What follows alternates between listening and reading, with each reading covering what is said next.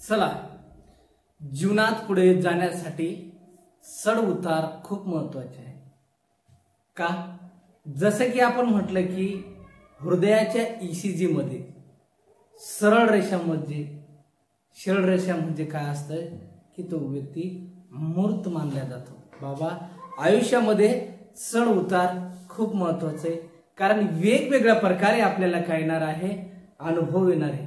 बाबा चला, स्वागत आहे तुमचं गजानन राठोड सर या युट्यूब चॅनलवरती.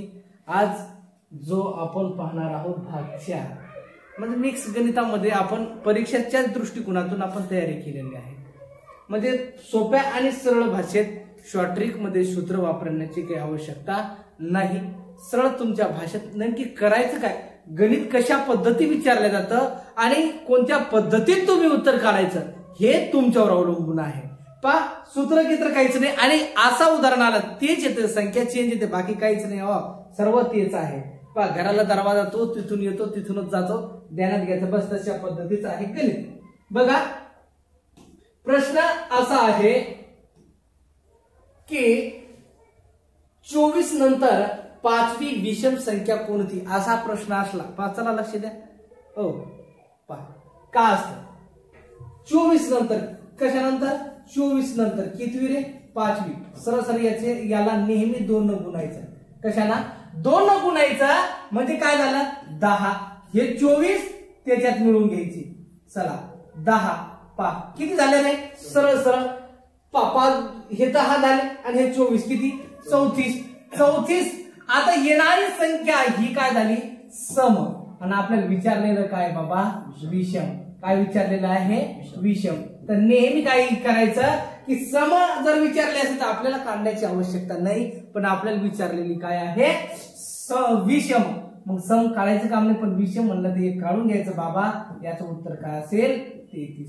आला लक्षात? काळजीपूर्वक लक्षात घ्या आणि नोट्स बनवा, तुम्हाला 100% फायदा होईल. बघा समोरचा प्रश्न. बाबा 13ने भाग जाणाऱ्या, पा लक्ष द्या, 13ने भाग जाणाऱ्या सर्वात लहान व सर्वात मोठ्या 3 अंकी संख्येची बेरीज काढा. पा कसं प्रश्न विचारलेला आहे. पा सरळ लक्षात ठेवायचं. पा किती 3 अंकी संख्येची सरळ 13ने भाग 3 अंकी संख्या शोधायची आपल्याला. पा 1 ही काय झालं रे, ही लहान 1 मिनिट आणि ही मोठी संख्या. अशा पद्धतीत जर तुम्हाला विचारलं, लहान जर मानलं तर 104 आणि मोठी जर विचारली तर किती 988. आता ही मोठी संख्या आहे, यांची सरासरी काढायची. मग संख्या किती झाल्या रे 2. मग याची करायची बेरीज किती येते 1092. छेदाला किती रे 2. चला बेक बे पंच 10, बेचुक 8 आणि बेसकम 12 बराबर किती रे 546. ही काय झाली बाबा तुमची सरासरी. काळजीपूर्वक लक्ष द्यायचं. समजून राहिला? अतिशय सोपं आहे. चला समोर. मग बाबा सांगितलं काय, सोडवायचं कशा पद्धतीने, याच्यावर जर तुम्ही चांगली काळजी केली तर सरळ सोपं आहे. 31 मुलीच्या रांगेत सीमाचा पा ही सीमा आहे. सीमा ही झाली आपली डावी बाजू आणि ही झाली उजवी बाजू. 31 मुलीच्या रांगेत किती मुली आहे 31 मुली आहे पूर्ण. 31 मुलीच्या रांगेत डावीकडून तिचा 15वा क्रमांक, इकडून म्हणजे 15वा क्रमांक आहे. तर उजवीकडून मोजल्यास तिचा क्रमांक ती 2दा काउंट केल्या जाते. लक्षात ठेवायचं. काय केलं जातं, इकडून बी मोजल्या गेलं, इकडून मोजल्या गेली सीमा आणि इकडून मोजल्या गेली. आता जर आपण मोजल्या गेलं तर कोणत्याही एका बाजूकडून, आता इकडून आपण इकडून म्हणलं 15वी, इकडून 15वी, इकडून 15वी आपण जर म्हणलं, लक्षात द्या दोन्हीकडून काउंट करून राहिले. म्हणजे याचा अर्थ बाबा इकडून तू सीमा काय होणार आहे, लक्ष द्या सरळ इकडून एका साईडनं 16वी आणि एका साईडनं काय येणार आहे 15वी. ध्यानात घ्यायचं. दोन्ही साईडनं काय होऊन राहिलं, सीमा मोजल्या जाऊन राहिले. जर आपण विचारलं बा एकूण मुली किती, इथे किती झाल्या 15 आणि हे 16, 17वी पाहिजेत आपल्याला. किती 17वी. लक्ष द्या, काळजी गडबड करू नका. 17वी 17 आणि यांची बेरीज करा. किती झाली? किती रे? 32 वजा 1 बरोबर किती? 31. याचा अर्थ आपण काढलेलं उत्तर काय असणार आहे तुमचं? अगदी बरोबर 17 बरोबर आहे. 17 बरोबर आहे. गडबड करू नका. चला लक्ष द्या. 60 चौरस सेंटीमीटर क्षेत्रफळ 60 चौरस सेंटीमीटर क्षेत्रफळ असलेल्या बाजू पूर्णांकात असलेले एकूण किती आयात काढता येईल? पा लक्ष द्यायचं. सरळ सरळ काय करायचं? पा 1 गुणिला 60 हा एक आयात झाला. लक्ष द्यायचं. 2 गुणिला किती रे? 30 हा एक आयात झाला. चला 3 गुणिला किती रे? 20 हा एक आयात झाला. तिसरा. त्याच्यानंतर 4 गुणिला किती रे? 15 हा एक आयात झाला. चला 5 गुणिला 12 हा एक 5वा आयात झाला. लक्ष द्या. हा आता बघा. चला 6 गुणिला 10 हा एक आयात झाला. आता होतं का? नाही. मग याचा अर्थ सरळ सरळ गुणाकार करून येणारा गुणाकार या चौरस सेंटीमीटर एवढा आला पाहिजे. म्हणजे उत्तर तुम्हाला अतिशय सोप्या पद्धतीत, यानी की एकूण किती आयात आहे? सरळ सरळ लक्षात ठेवा 6 आयात आहे. किती? 6 आयात काय करता येईल? काढता येईल. आला लक्षात तुमच्या? समजून राहिलं ना? व्यवस्थित चालू आहे? चला समजून बाबा लक्ष द्यायचं. सोडवायचं कशा पद्धतीत याच्यावर तर आपण तुम्ही जर व्यवस्थित फोकस दिला म्हणजे तुम्हाला कळेल की आपल्याला काय करायचं, सोडवायचं कसं. लक्ष द्या. एका बाटलीमध्ये 105 लक्ष द्या मध्ये 125 मिली लिटर दूध याप्रमाणे 2.5 लिटर ध्यानात घ्यायचं. 2.5 लिटर म्हणजे सरळ सरळ काय करायचं? 2.5 लिटर दूध भरण्यास किती बाटल्या लागतील? सरळ सरळ. आता हे मीटर मांडला आपण. मीटर खाली काय आणणार आहे? लिटर आणि ग्रॅम. मग लिटर डेसी सेंटी आणि मिली. मग इथं लिटर 2.5 इथं टाकून दिलं. पुढे शून्य वाढून द्या. 1 2 आणि 3. दशांश किती घरानंतर आहे? 1. मग 1 घर सोडून दशांश द्या. म्हणजे किती रे? 1 2 बरोबर आहे. छेदाला 125 टाकून द्या. सोपं करून टाकायला की 125. चला सरळ सरळ 125 25 दोन्ही 250 बरोबर किती रे? 20. म्हणजे 20 बाटल्या. सरळ 20 बाटल्या आहे की नाही? सोपं व्यवस्थित चालू ना? जास्त स्पीड जास्त स्लो झाला का? व्यवस्थित चालू. चला लक्ष द्या.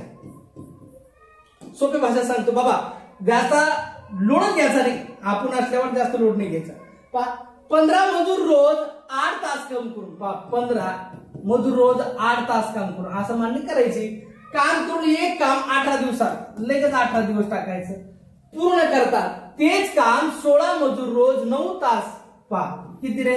लगेच छेदाला 16 मजूर 9 गुणिला सरळ सरळ लगेच अशा पद्धतीने मान्य करायची. डायरेक्ट उत्तर तुम्हाला भेटून जातं. बा कसं 9 तास काम करून किती दिवसात पूर्ण करतील असा प्रश्न आला.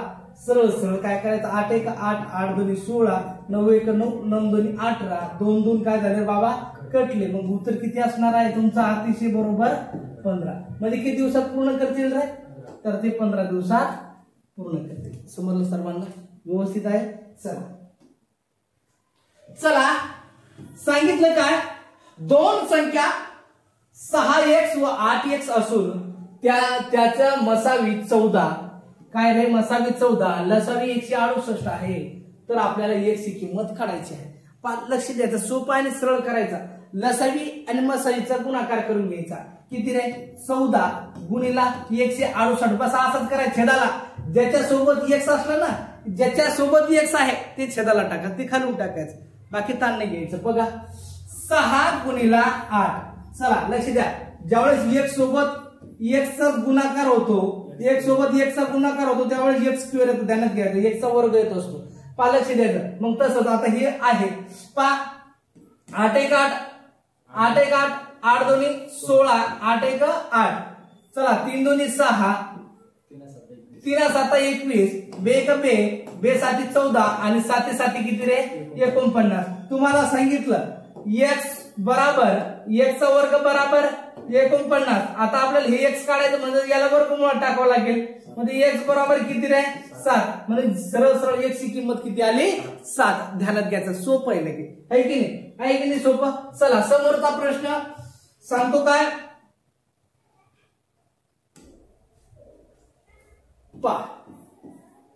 एका विद्यार्थी वसतिगृहातील 20 विद्यार्थ्यांना 10 दिवसाचा खर्च 5,000 रुपये होतो, तर त्यांच्या वसतिगृहातील 32 विद्यार्थ्यांना 7 दिवसांचा खर्च किती येईल. बस असा प्रश्न आला बाबा. एका विद्यार्थ्याचा 1 दिवसाचा खर्च काढायचा, लगेच आपल्याला कळून जातो. मग कसं गुरुजी, सरळ सरळ काय रे 5,000 रुपये काय आहे त्यांचा खर्च आहे. किती लोकांचा 20 विद्यार्थ्यांचा, आणि किती दिवस हे 10 दिवस.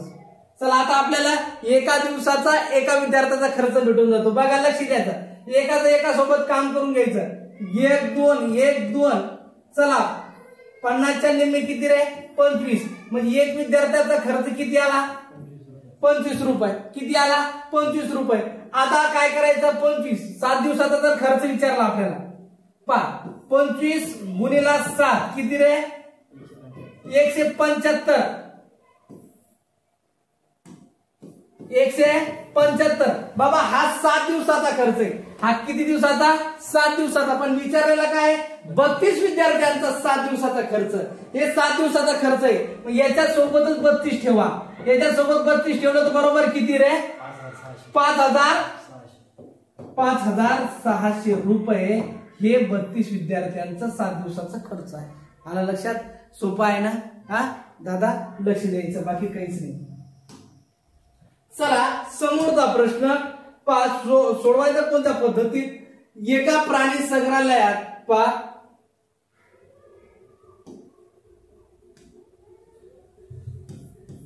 एका प्राणी संग्रहालयात जेवढे तेवढे झालं, बस तेवढं लक्षात ठेवायचं. जेवढं आलं की भागून घ्यायचं. बदके आहेत त्या सर्वांची एकूण पाय 108. लक्षात द्या. पहा जेवढे ससे बदके तुम्हाला माहिती, हे ससे आणि हे बदके. आता सश्याला पाय 4 आणि बदकाला पाय 2, म्हणजे एकूण पायाची बेरीज किती झाली 6. लगेच काय करायचं आपण 6 घेतलं आणि 108ला 6 काय करायचं डायरेक्ट काय करायचं भागून घ्यायचं. 6 1 6 6 1 6 उरले किती 4 6 8 48. म्हणजे याने की बराबर किती रे. आता जेवढे बदक आहे तेवढेच काय आहे ससे. जेवढे मग जेवढे म्हणलं तर याच्यात दोन्ही बी आले. लक्षात. म्हणजे 18 काय असतील ससे बी असू शकते किंवा बगळे बी आहे. लक्ष द्यायचं. समजलं सर्वांना. बघून घ्यायला समजलं असेल, समजून राहिला तुम्हाला पण काहीच अडचण नाही. लक्ष द्या. दशादशे 10% दराने पहा काय 10% दराने एका रकमेचे पहिल्या वर्षाचे व्याज 350 तर दुसऱ्या वर्षाचे चक्रवाढ व्याज किती. असा प्रश्न आला बाबा. जास्त लोड घ्यायचा नाही. सूत्र कसं मांडायचं काय काहीच नाही करायचं. ऑलरेडी पहिल्या वर्षाचं दिलेलं आहे, दुसऱ्या वर्षाचं काढायचं. पण पहिल्या वर्षात सरळ व्याज किंवा चक्रवाढ व्याज हे दोन्ही सारखं राहतं. ध्यानात घ्यायचं. पहिल्या वर्षात सरळ व्याज आणि चक्रवाढ व्याज. तुम्हाला सांगतो ज्यावेळेस तुम्ही व्याजानं पैसा काढायला गेले, व्याजाला व्याज घेऊन चालत असतं. ध्यानात घ्यायचं. त्याच्या फंद्यात पडायचं नाही. 2 दिवस काबाड कष्ट करायचे, पण या भानगडीत पडायचं नाही. बाबा लक्ष द्या. भविष्यामध्ये तुम्हाला वेगवेगळे चांगले व्हिडिओ भेटतीलच, पण लक्ष द्यायचं काळजीपूर्वक. पहा सरळ बाबा पहिल्या वर्षाचा भेटलेला 350 व्याज आहे. काय आहे व्याज. मग व्याजाला व्याज सर तुम्ही सांगितलं व्याजाला व्याज आहे. मग काय दर आहे 10%. मग पहा 10% जर काढलं तर छेदाला 100 0,000 यानी की बराबर किती रे 35. यानी दुसऱ्या वर्षाचं व्याज किती रुपये आला 35 रुपये.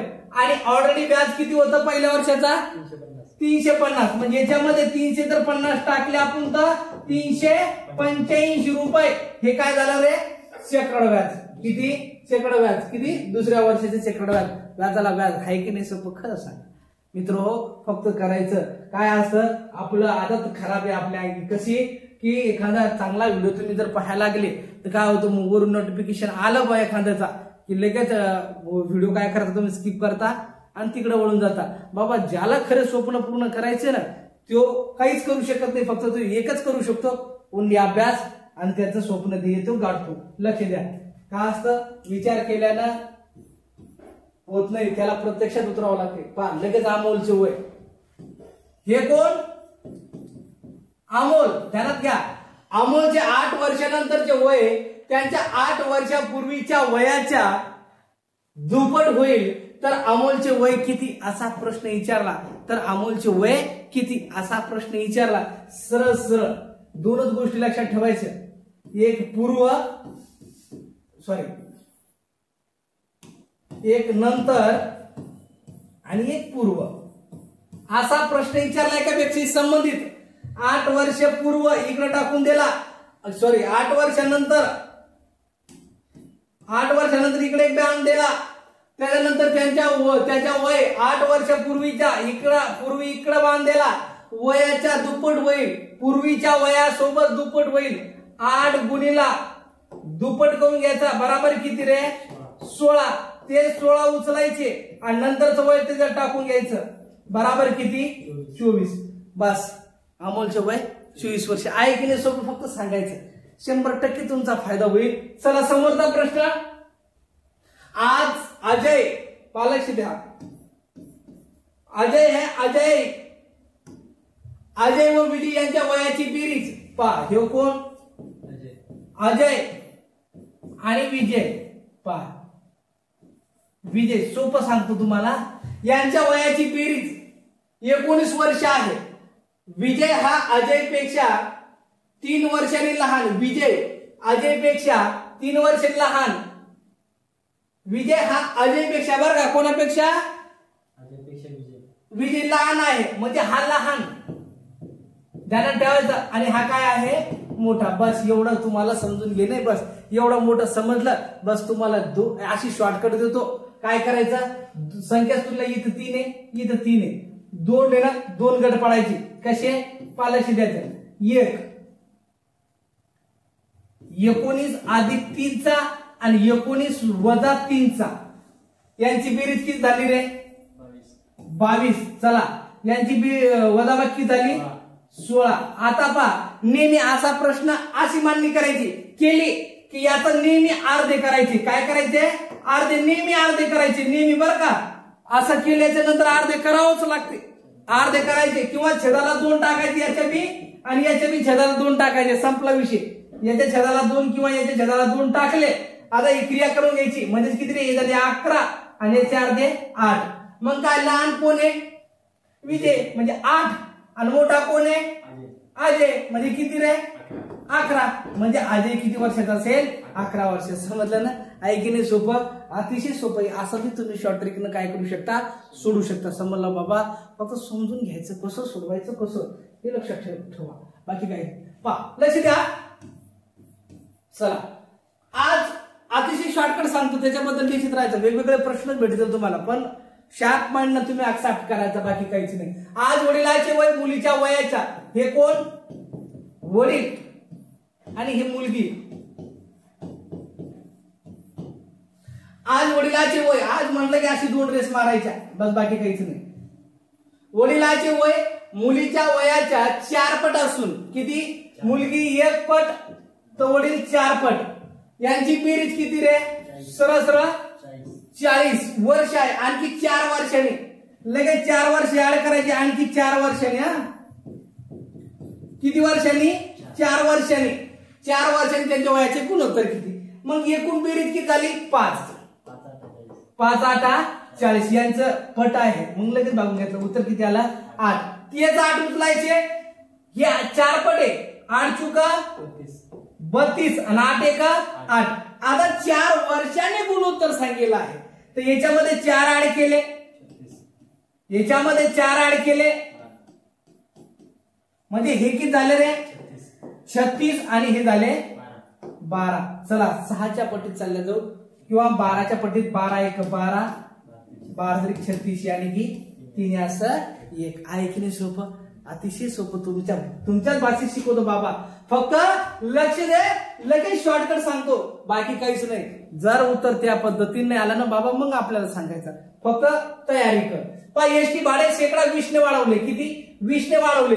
पुन्हा काही महिन्यानंतर शेकडा 10 ने वाढवले तर मूळ भाड्यात शेकडा वाढ किती? 5. सोपं करून देतो, एकावर एक वाढवायचंच नाही. मी सांगतो तसं करा. असं करून सरळ वाढवले, दोन्ही वाढवले 120 करून टाकायचे, गुणीला 110 आणि छेदाला नेहमी 100 ठेवायचे, नेहमी 100 ठेवायचे. 2 शून्य कटले 12 गुणीला 11 बराबर 132. 100च्या तुलनेत कितीने शिल्लक आहे रे? यानी की 32% काय होणार आहे उत्तर. मग शेकडा मूळ भाड्यात किती वाढ झाली? 32% वाढ झाली आहे की नाही? सोपं बघा. लक्ष द्या. चला, 2 धन संख्येची धान झालं, धन पाहिजे त्या 2 धन संख्याची बेरीज 47. 47 असून त्यांची वजाबाकी 15 आहे, तर त्या संख्याचा गुणाकार किती? असा प्रश्न आला. सोडवायचं कसं? एक्स आणि वाय घ्यायचाच नाही. 2 टप्पे करायचे सांगितलं ना मी, 2 टप्पे करायचे.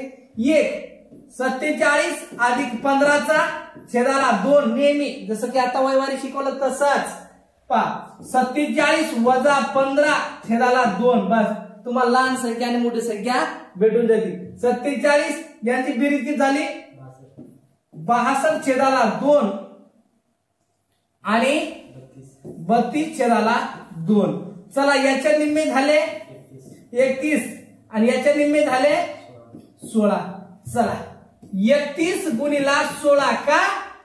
त्या 2 संख्याचा गुणाकार. मग एक संख्या भेटली 31 आणि एक संख्या भेटली 16. मोठी संख्या 31 आणि लहान संख्या 16. बघा, 16 1 16, 16 6 1, 16 48 आणि 1 49. म्हणजे उत्तर तुमचं असेल 496. समजलं सर्वांना? व्यवस्थित आहे ना? चला, लक्ष द्या मित्रो, फक्त समजून घ्यायचं पैकी काहीच नाही. चला, 32 सेंटीमीटर तारेचा अतिशय सोप्या आणि सुटसुटीत गुळगुळीत भाषेत सांगतो की सोडवायचं कसं. 32 सेंटीमीटर तारेचा एक चौरस तयार केला म्हणजे सरळ चौरसाची परिमिती काढली. मग त्या चौरसाच्या बाजूपेक्षा 7 सेमी जास्त आहे लांबी असल्यावर त्या चौरसाच्या बाजूपेक्षा 7 सेमी कमी आहे. चौरस कमी जास्त आहे, 7 सेमी जास्त, 7 सेमी कमी आहे. तर 7 सेमी कमी रुंदी असलेल्या आयताचे क्षेत्रफळ, सरळ आयताचे क्षेत्रफळ तुम्हाला काय केलेलं आहे? विचारलेलं आहे. 2 गोष्टी लक्षात ठेवायच्या, तुमचे पाठ बी असणं करायचं आहे. चौरसाचे क्षेत्रफळ बराबर किती रे? बाजूचा वर्ग. चौरसाची परिमिती 4 गुणीला ही बाजू. लक्षात द्या, आयताचे क्षेत्रफळ बराबर लांबी गुणीला रुंदी. आयताची परिमिती बराबर 2 कंसात लांबी अधिक रुंदी. ही झाली त्या आयताची परिमिती. आता आपल्याला याच्यातली ही बाजू, तारेचा एक चौरस तयार केला म्हणजे ही बाजू काढायचं काम नाही. त्याला ऑलरेडी परिघ म्हणजे हे चौरस, हे काय असणार आहे? चौरस. याच्या बाजूला काय आहे? तार आहे समजा, म्हणजे आपल्याला तार आहे. मग अशा पद्धतीने काय करायचं? सरळ 4 परिमिती दिलेली आहे. मग सरळ 32 ला 4 ने डायरेक्ट भागायचं म्हणजे बाजू तुम्हाला भेटून जाणार आहे 8. बाजू भेटली 8, ही 8 बाजू भेटली आणि ही 8 बाजू. आता त्याने काय सांगितलं? रुंदी असेल किंवा लांबी असेल, 1 वाढवलं 1 कमी केलं म्हणजे 7 न वाढवलं 7 न कमी केलं. आता याच्यातून 7 वाढले म्हणजे 7 8 आणि हे 7 वाढले बराबर किती रे? 15. आणि त्याच्यातूनच 7 कमी केले त्याच बाजूतून म्हणजे किती? 1. मग काय सांगितलेलं आहे? असल्या आयताचे क्षेत्रफळ किती? मग आयताचे क्षेत्रफळ लांबी गुणीला रुंदी म्हणजेच काय? ही लांबी आणि हे काय असेल? रुंदी. म्हणजे 15 गुणीला 1 बराबर किती उत्तर असणार आहे तुमचा? 15. आला लक्षात? सोप्या भाषेत तुम्हाला सांगितलं बाबा, फक्त काळजीपूर्वक लक्ष द्यायचं. बघा, वर्तुळाचा परिघ व व्यास यांच्यातील फरक लक्ष द्या. वर्तुळाचा परिघ व व्यास यांच्यातील फरक 30 सेंटीमीटर आहे. लक्ष द्यायचं, सोप्या भाषेत सांगतो मी, सोप्या भाषेत सांगतो पहा 30 सेंटीमीटर आहे तर त्या वर्तुळाचे क्षेत्रफळ किती. आता तुम्हाला सांगितलं पाय असते पाय आणि या पायाची किंमत असते किती लक्ष द्या 22/7.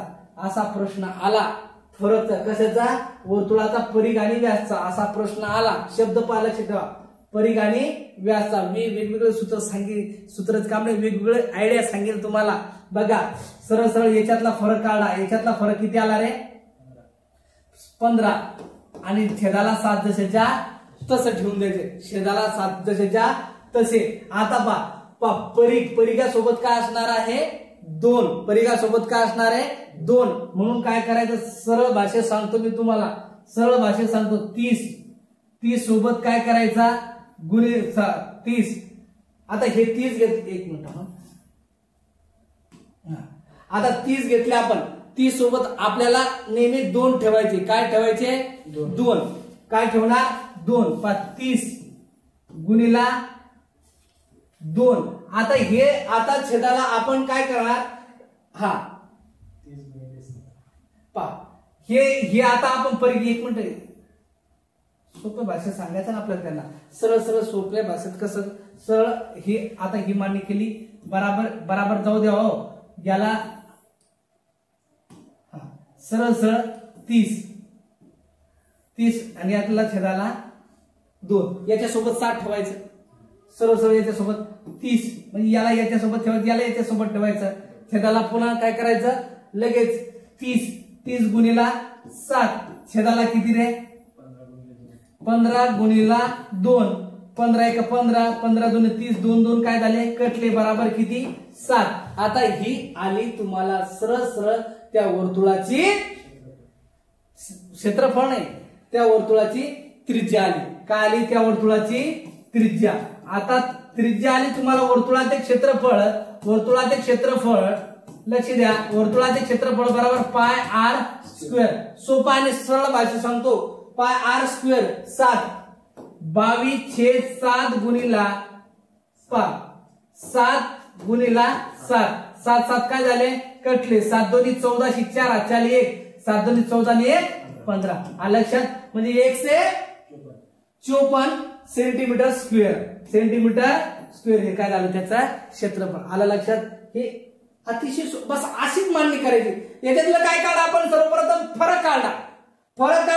हे 2 परिघ घेतले म्हणून त्याला छेदाला घ्यायचं बस आणि त्याचाच तिरपा गुणाकार करून घ्यायचा. जर मार्क गेला तर मला येऊन सांगायचं जाणारच नाही. आलं लक्षात. तुम्हाला कसं सांगता येईल लगेच कमेंट्स करायचे सर एकदा परत एखादा तशा पद्धतीचा व्हिडिओ घ्या मी घेऊन टाकेन लगेच काय अडचण नाही. 2 संख्येची बेरजेची 3 पट. बेरजेची काय रे 3 पट.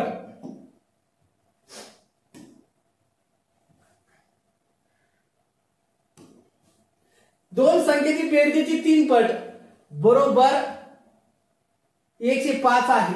त्यापैकी एक संख्या 25 असल्यास दुसरी संख्या कोणती असा प्रश्न असला बेरजेची 3 पट त्याला डायरेक्ट भागून घ्यायचं. याला डायरेक्ट भागून घ्यायचं. 105 छेदाला 3 3 1 3 3 3 9 1 उरला 3 5 15 बराबर किती आलेलं आहे 35. आता या 35 मध्ये 2 संख्या आहे पण एक संख्या दिलेली आहे किती रे 25. मग दुसरी संख्या काढायची म्हणलं तर याच्यातला फरक काढून घ्यायचा म्हणजे दुसरी संख्या काय आली 10. आला लक्षात. म्हणून सरळ सरळ काय असणार आहे तुमचा दुसरी संख्या 10 असणार आहे. फरक काढून घ्यायचं बाकी काहीच नाही. 2 संख्याचा गुणाकार 15 आहे त्या प्रत्येकी संख्येची 3 पट. पहा 2 संख्याचा गुणाकार 15 त्या प्रत्येकी संख्येची 3 पट करून गुणाकार केल्यास उत्तर काय येईल असा प्रश्न असला सरळ सरळ 15 लिहून घ्यायचे गुणिला या संख्येची 3 पट म्हणलं 3 पट याचे पट म्हणलं तर सरळ सरळ याचा स्क्वेअर करून घ्यायचा म्हणजे वर्ग केला ती किती असणार आहे 9 आणि सरळ सरळ याला 9 न गुणायचं 15 नंबर 35 नसे सरळ सरळ 135 उत्तर तुमचं येणार. तुमचा मार्क जर गेला तर कमेंट्स करून सांगा आणि तुम्ही तर लगेच उठायचं आणि सांगायचं कसं सांगा. 2 संख्येची बेरीज 60 त्या प्रत्येकी संख्येची चौपट केली असता उत्तर काय येईल. पहा चौपट केली असता सरळ सरळ चौपट केली असता पट चौपटच राहू द्यायची 60 गुणिला पटच राहू द्यायची आणि बराबर 5 24 240 डायरेक्ट उत्तर. बस जास्त जास्त हे 2-3 उदाहरण पाहून घ्यायची काय फरक आणि कन्फ्युज दूर करून घ्या. चला तर मित्र हो, तुमचा मुलाचा वेळ दिला, मी तुमचा मुलाचा वेळ घेतला, त्याबद्दल तुमचं सर्वांचं मनापासून धन्यवाद. आणि हो, आणि आज 15 ऑगस्ट स्वातंत्र्य दिन आणि स्वातंत्र्य दिनाच्या तुम्हाला खूप खूप शुभेच्छा. मित्र हो, तयारी करा. येणारा स्वातंत्र्य तुमचा स्वातंत्र्य दिन कुठेतरी तुमच्या वर्दीमध्ये, तुमच्या कॅपमध्ये कुठेतरी राष्ट्रध्वजाला सलामी देत असाल तुम्ही, अशा पद्धतीने तयारी करा. शुभेच्छा आहे. पुन्हा भेटूया तुम्हाला समोरच्या व्हिडिओमध्ये. चला तर मग, धन्यवाद. जय हिंद, जय भारत. आणि जर तुम्हाला पीडीएफ जर लागत असेल तर मित्र हो, या नंबरवरती 8698 5214 यावरती हाय पाठवा. आणि जे तुम्ही व्हिडिओ पाहायला आहे, ज्याची तुम्हाला आवश्यकता आहे, फक्त भागानुसार नाव टाकेलं आहे, या भागची अशा भागची आम्हाला पीडीएफ पाठवा, तुम्हाला तुरंत भेटून जाईल. चला तर मग, नमस्कार. जय हिंद, जय महाराष्ट्र.